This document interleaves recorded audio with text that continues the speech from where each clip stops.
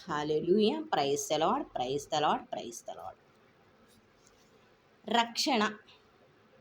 మీరు యుగాంతమున ప్రకటింపబడేటి రక్షణకై దైవశక్తిచే విశ్వాసము ద్వారా కాపాడబడుచున్నారు కనుక మీ కొరకే దీవెనలు మీ విశ్వాసమునకు ఫలితంగా మీ ఆత్మరక్షణను మీరు పొందుతున్నారు.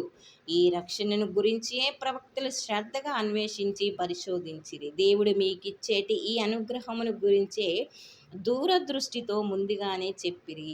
ప్రియ సహోదరి సహోదరుడా, రక్షణ మనమంట యుగాంతమునే ప్రకటింపబడేటి రక్షణ సువార్తను విశ్వసించినట్లయితేనంట దైవ శక్తిచే విశ్వాసము ద్వారా మనం కాపాడబడుచున్నామంట. కేవలము ఏందంట మన మంచితనము కాదు.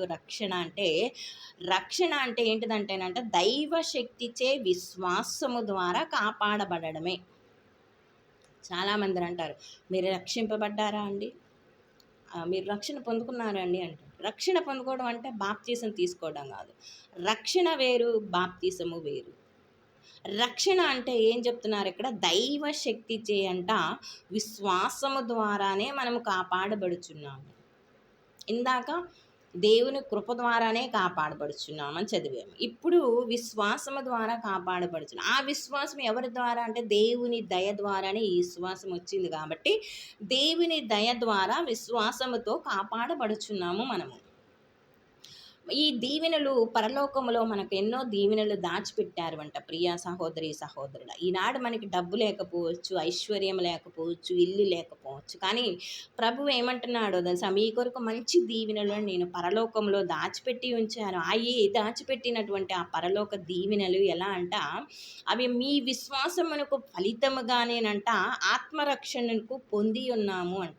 మనం విశ్వాసము ద్వారా మన ఆత్మను రక్షించుకోవడానికి అవి పొందుతున్నామే కానీ కేవలం ఈ లోకంలో నేను ఆడంబరంగా జీవించటానికి, విలాస భోగాలకి జీవించటానికి కాదంట ఆ యొక్క దీవెనలు. ఎందుకంటానంట రక్షణను గురించియే, ఈ యొక్క రక్షణను గురించియే ప్రవక్తలు శ్రద్ధగా అన్వేషించారంట. గతంలో ప్రవక్తలు యెషయా కానీ, ఇర్మియా కానీ, ఏలియా కానీ చాలామంది ప్రవక్తలు ఉన్నారు పాత నిబంధనలో, కొత్త నిబంధనలు. ఈ ప్రవక్తలందరూ అన్వేషించింది ఏంటంట రక్షణను గురించియే ప్రవక్తలు శ్రద్ధగా అన్వేషించారంట, పరిశోధించారంట. దేవుడు మీకు ఇచ్చేటి ఈ అనుగ్రహమును, ఏ అనుగ్రహమును? దీవెనలు అనే అనుగ్రహమును ఏమంటున్నారు? అనుగ్రహమును గురించి వారు దూరదృష్టితో ముందుగానే చూశారు అంట. ప్రియ సహోదరి సహోదరుడా, ఇప్పుడు ఈనాడు నాకు ఇల్లు కావాలి, డబ్బు కావాలి, ఆస్తి కావాలి, అంతస్తు కావాలి, కారు కావాలి, ఎన్నో కోరికలు ఉన్నాయి. కానీ ఇవన్నిటిని గురించి ప్రవక్తలంట ముందుగానే శ్రద్ధగా ఆలోచించారంట, శోధించారంట, పరిశోధించారంట, శ్రద్ధగా అన్వేషించారు అంట. ఇవి ఇస్తే ఏమవుతుంది, ఇవ్వకపోతే ఏమవుతుంది, ఎప్పుడు ఎలా ఇవ్వాలి అనేది కూడా ఈ యొక్క పరిశోధించారంట ప్రవక్తలు. అందుకే మనకు పరలోకములో దీవెనలు అనుగ్రహించబడ్డాయంట. పరలోకములో మన కొరకు దీవెనలు దాచిపెట్టబడ్డాయి అంట. అవి సమయాన్ని బట్టి మనకి అనుగ్రహిస్తాను అని కూడా దేవుడు మనకి వాక్యము ద్వారా పలుకుచున్నారు. ఆ యొక్క ధనము, పరలోక దీవెనలు మనకి విశ్వాసమునకు ఫలితముగానే ఆత్మరక్షణ కొరకే ఇస్తాడు అంట. ఈనాడు చాలామంది అంటారు, నాకు అంత డబ్బు ఉందండి, ఇంత డబ్బు ఉందని. కానీ ఆ డబ్బు ఉండంగానే ఈనాడు మనిషి జీవిస్తున్నాడా? డబ్బు ఉండంగానే డబ్బున్నవాడికి ఎన్నో రాగాలు అనకూడదు, కానీ డబ్బుంటే మన ఎమ్మటే ఉంటుంది రోగం.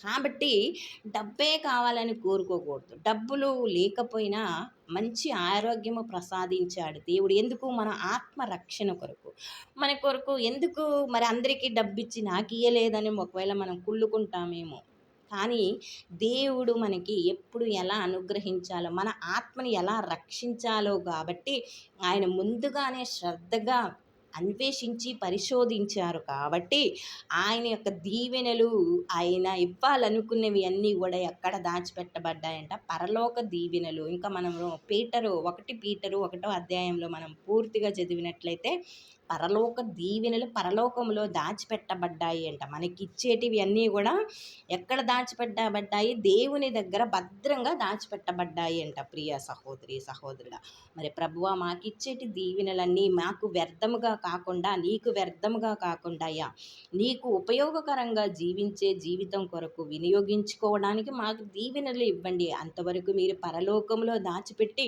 ఆ యొక్క దీవెనలు మాకు అనుకూల సమయమున అనుగ్రహిస్తారని విశ్వసిస్తున్నాము. ఆమేన్.